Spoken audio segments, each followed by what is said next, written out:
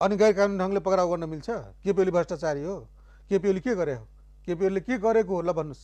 देशको विकास गर्नु उहाँको गलत कुरा हो?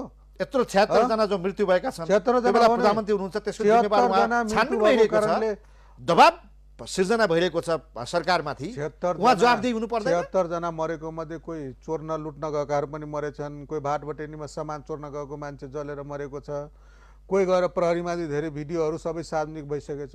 आइजिपीले भर्खरै अस्ति एउटा टेलिभिजनको अन्तर्वार्तामा वातावरण बताइसक्नु भएको छ, फेरि तपाईँ त्यही कुरा गरिरहनु भएको छ। मलाई त आश्चर्य लाग्छ। होइन, प्रहरी महानिरीक्षकले अन्तर्वार्ता दिएर प्रधानमन्त्रीले गृहमन्त्रीले गोली नहान भन्नुभएको थियो अथवा गोली हान्ने आदेश दिएको थियो भनेर हुँदैन। नैतिक जिम्मेवारी भन्ने कुरा त तत्कालीन प्रधानमन्त्रीले कुनै न कुनै रूपमा लिनु परेन?